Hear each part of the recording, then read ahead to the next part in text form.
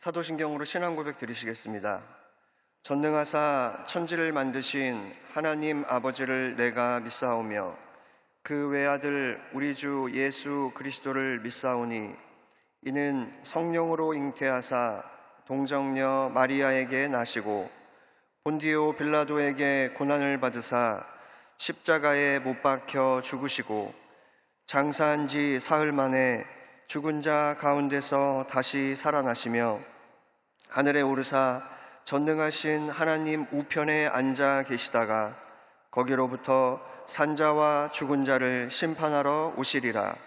성령을 믿사오며 거룩한 공교회와 성도가 서로 교통하는 것과 죄를 사하여 주시는 것과 몸이 다시 사는 것과 영원히 사는 것을 믿사옵나이다.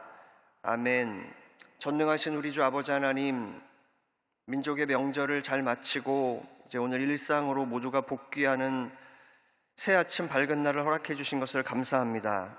오늘도 이 날을 주님 앞에 예배하며 시작합니다. 하나님께서 모든 성도님들 한 분 한 분 가운데 하나님의 은혜로, 하나님의 역사로 가득하게 하여 주옵소서. 이 나라의 민족 위에 긍휼을 베풀어 주시옵시고 이 교회가 하나님을 더욱더 붙잡고 믿음으로 설 수 있도록 인도하여 주시옵소서. 우리 영훈 목사님 건강으로 축복하여 주시고 날마다 성령으로 충만스럽게 하여 주시옵소서.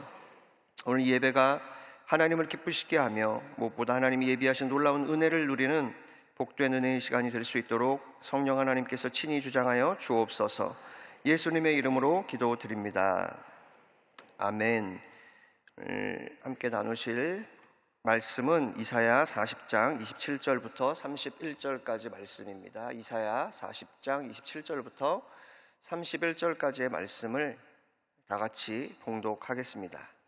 야곱아 어찌하여 내가 말하며 이스라엘아 내가 이르기를 내 길은 야훼께 숨겨졌으며 내 송사는 내 하나님에게서 벗어난다 하느냐. 너는 알지 못하였느냐 듣지 못하였느냐.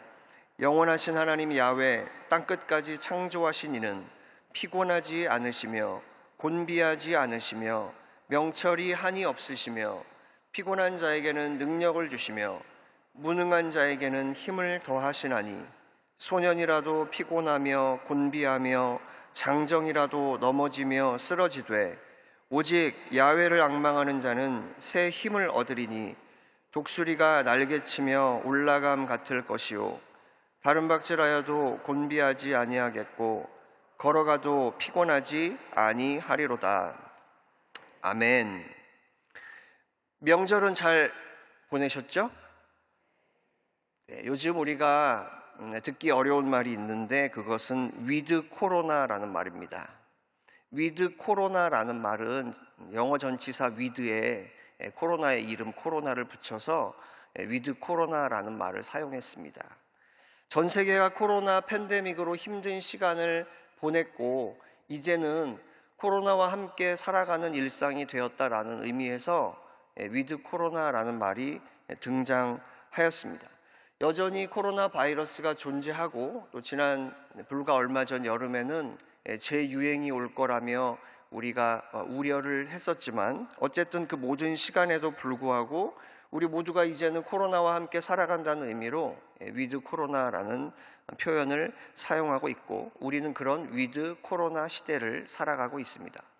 같은 맥락에서 보면 우리가 살고 있는 이 시대는 위드 스트레스 시대라고 할 수 있을 것 같습니다. 스트레스는 우리 일상에 늘 존재하고 있고 우리가 스트레스 없이 살아갈 수 없기 때문입니다. 그래서 저는 이번 주간에 위드 스트레스 시대를 살아가는 그리스도인이라는 주제로 오늘 본문 말씀을 3일 동안 함께 나누기를 원하는데요. 오늘 첫 번째 시간으로 말씀의 제목은 하나님을 바로 알고 더 신뢰해야 합니다 입니다. 한번 따라해 보실까요? 하나님을 바로 알고 더 신뢰해야 합니다. 여러분 중에도 최근, 그러니까 올해 코로나에 감염이 되었던 분들이 계실 것입니다. 위드 코로나 시대에는 코로나에 걸리면 어떻게 하나요? 옛날처럼 보건소에 가서 온 가족들이 검사를 받고 역학조사를 받고 하는 일들은 이제 없습니다. 그런 일들은 이제 먼 옛날의 이야기가 되었습니다. 그죠?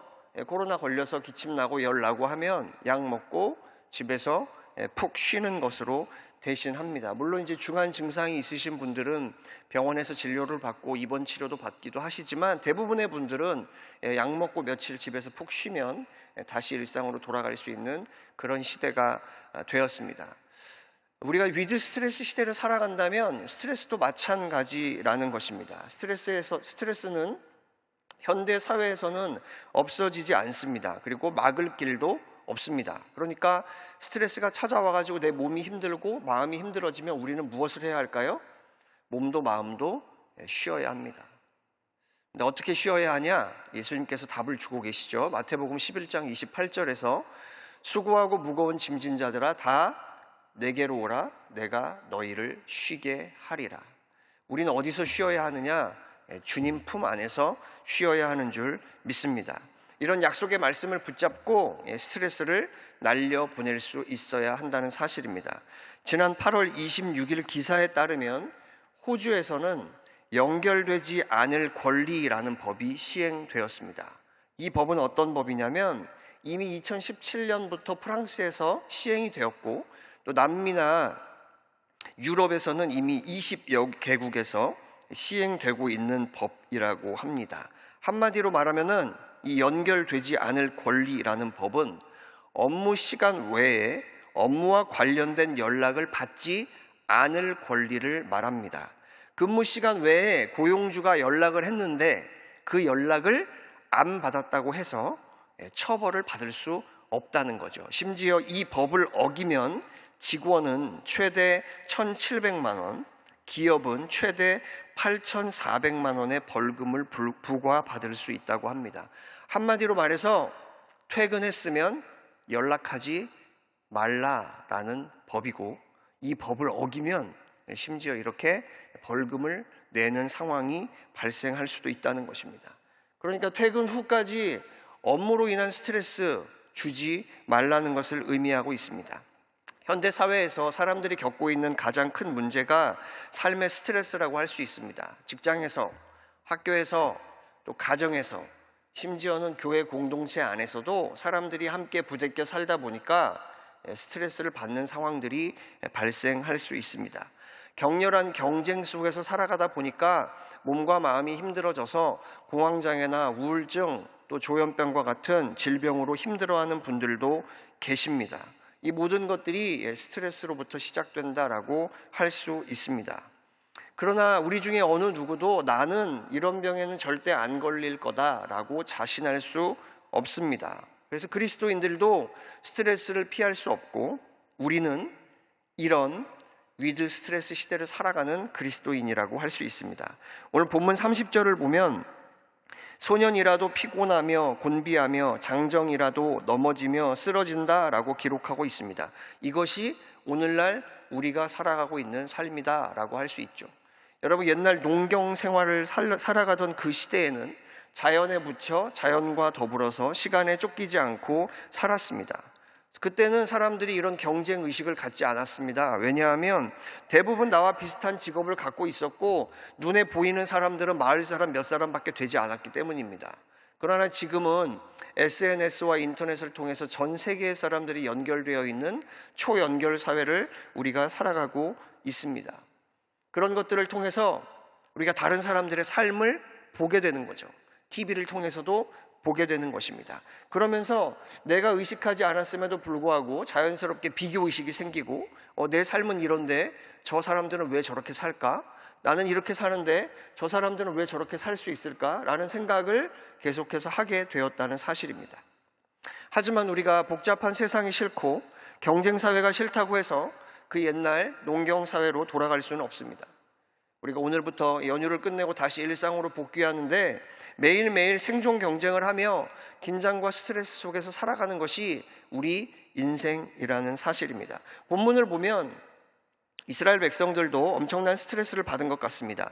바벨론에 사로잡혀 와 있었던 사람들은 예루살렘 멸망 후 시간이 지나면서 자신들이 지금 겪고 있는 일들, 내가 왜 포로로 잡혀와가지고 이런 일을 겪고 있어야 하나?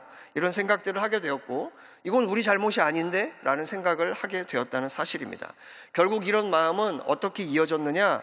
하나님이 우리한테 관심 없는 거 아니야? 하나님 우리에게 마음을 쓰시지 않네?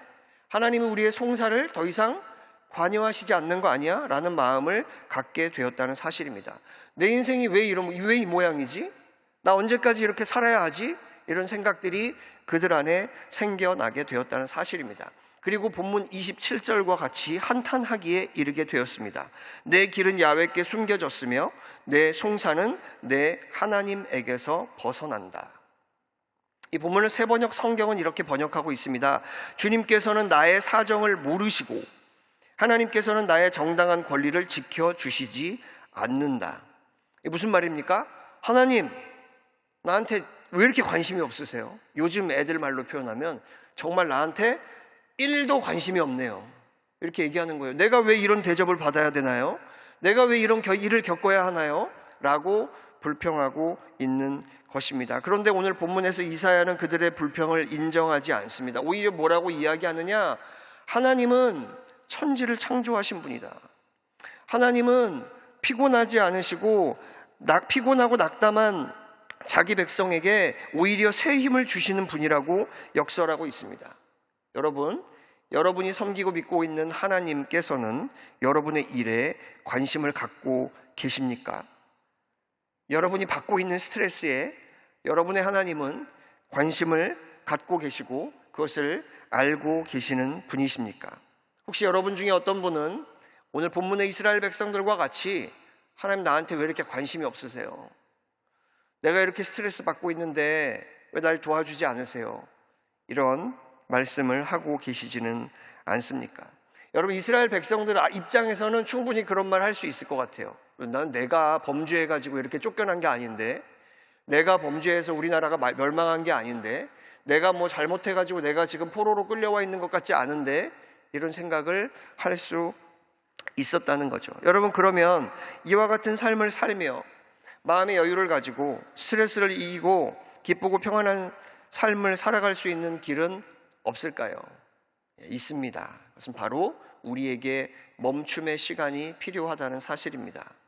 그 멈춤의 시간에 우리는 내가 믿고 있는 하나님이 어떤 분이신지를 묵상해야 합니다.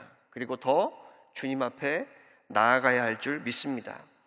앞서 마태복음 11장 28절에서 말씀드렸던 것처럼 초청하시는 주님 앞에 더 응답하는 저와 여러분이 돼야 할 줄 믿습니다.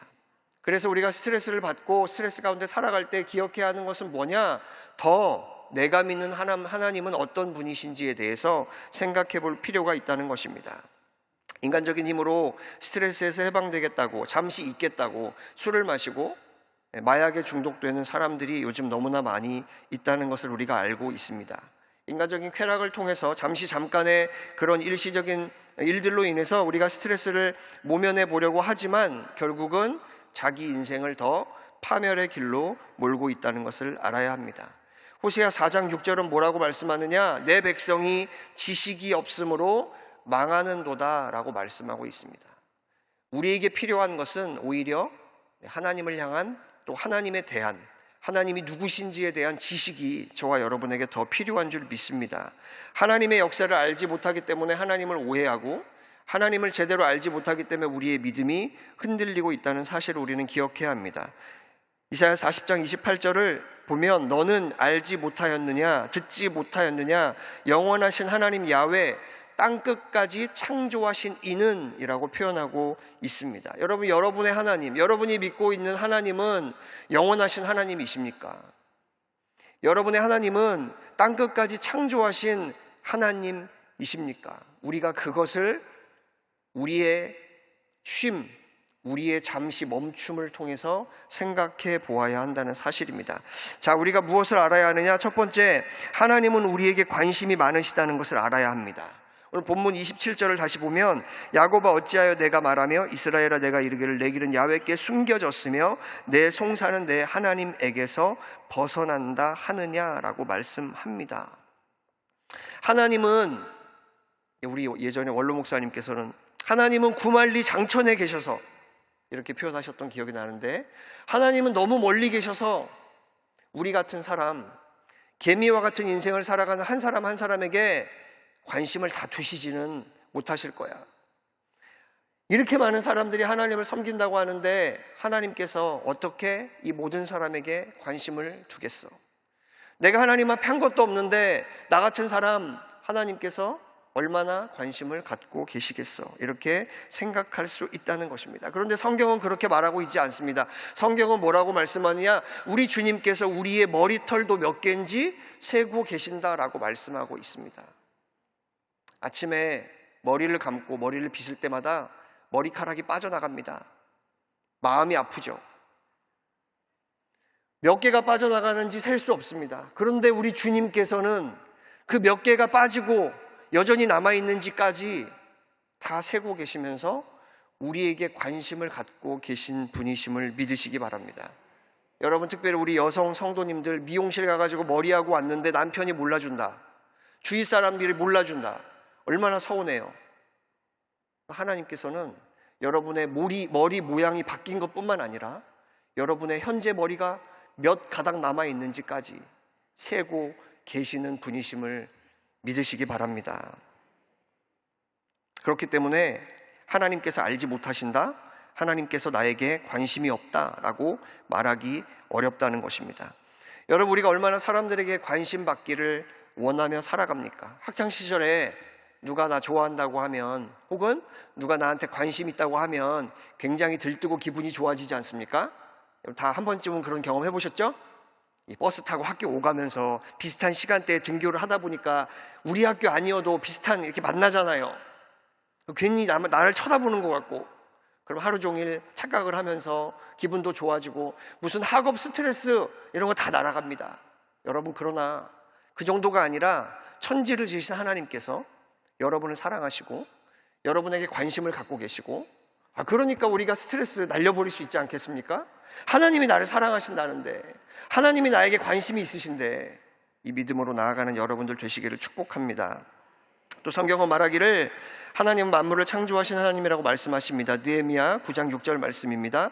오직 주는 야훼시라. 하늘과 하늘들의 하늘과 1월 성신과 땅과 땅 위의 만물과 바다와 그 가운데 모든 것을 지으시고 다 보존하시오니 모든 천군이 주께 경배하나이다. 하나님께서 모든 것을 지으셨기 때문에 모든 것을 알고 계시는 줄 믿습니다. 시편 121편 4절을 보면 이스라엘을 지키시는 이는 졸지도 아니하시고 주무시지도 아니하시리로다 라고 말씀하고 있습니다. 졸지도 아니하시고 주무시지도 아니하시고, 오늘 본문은 뭐라고 말씀했죠? 하나님은 피곤하지도 않으시고 곤비하지도 않으신다. 우리가 무언가 할 일이 있고 하고 싶은 일이 있을 때, 나 잠 안 자고 이 일을 좀 끝냈으면 좋겠다 하는 마음을 먹을 때가 있습니다. 그럼 우리 인간이기 때문에 졸린 눈을 어떻게 하지 못하고 잠자리에 들곤 하죠. 하나님께서 만약에 피곤하셔가지고 잠깐 쉬신다고 하고 잠깐 주무신다고 하면 우리가 좀 못 믿어올 수도 있을지 모르겠습니다. 그러나 하나님께서는 말씀하시기를 피곤하지 않으시고 곤비하지 않으시고 졸지도 않으시고 주무시지도 않는다고 말씀하고 계십니다. 여러분, 본문 28절은 하나님은 명철이 한이 없으시다고 또 말씀합니다.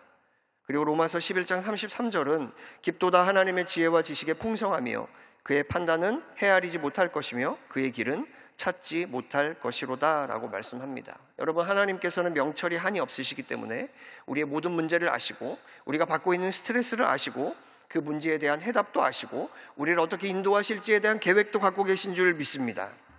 그러니까 문제는 하나님이 이스라엘 백성들에게 무관심한 것이 아니라 오히려 이스라엘 백성들이 창조주 되신 하나님을 제대로 알지 못한다는 데에 문제가 있었다는 것입니다. 여러분, 창조주 하나님께서 여전히 그 능력을 베풀어 주실 것이고 나를 사랑하신다는 믿음이 있다면 이스라엘 백성들이 이렇게 언급하지 못했을 것입니다. 오히려 피곤하고 무능한 자는 바로 이스라엘의 현재 모습이었다는 사실입니다. 자기 힘으로 일어설 수 없는 이스라엘 백성들을 향해서 하나님께서는 구원의 말씀으로 위로를 하고 계시는 것입니다. 이사야 49장 14절 15절 말씀입니다. 오직 시온이 이르기를 야훼께서 나를 버리시며 주께서 나를 잊으셨다 하였거니와 여인이 어찌 그 젖 먹는 자식을 잊겠으며 자기 태에서 난 아들을 긍휼히 여기지 않겠느냐. 그들은 혹시 잊을지라도 나는 너를 잊지 아니할 것이라. 나는 너를 잊지 아니할 것이라. 여러분, 아무도 내 사정 몰라주는 것 같아서 답답하십니까? 아무도 나와 함께하지 않는 것 같아서 외로우십니까? 누구도 내게 관심 없는 것 같아서 낙심되십니까? 하나님이 여러분 곁에 계십니다. 하나님이 여러분에게 관심을 갖고 계십니다. 하나님이 여러분을 사랑하십니다. 이 위드 스트레스 시대를 살아가면서 더 하나님을 깊이 묵상하고 하나님을 더 신뢰하는 여러분들 되시기를 예수님의 이름으로 축원합니다. 두 번째, 우리가 기억해야 할 것은 하나님은 능력이 많으심을 알아야 합니다. 29절 말씀입니다. 피곤한 자에게는 능력을 주시며 무능한 자에게는 힘을 더하시나니. 오늘 많은 사람들이 심신이 지쳐 피곤해 있습니다. 생활에 지쳐 있습니다. 여러분 중에 어떤 분들은 명절 스트레스 때문에 지쳐 계실지도 모르겠습니다. 우리는 새벽에 이렇게 나와서 기도하고 또 집에서도 새벽에 깨어서 기도하고 하면서 하나님의 말씀을 붙잡고 어떻게든 살아가려고 하니까 하나님이 주실 힘을 기대하며 나아가지만 우리 주변에는 정말 삶의 한 발자국도 나가기, 내딛기 어려운 그런 사람들이 있습니다.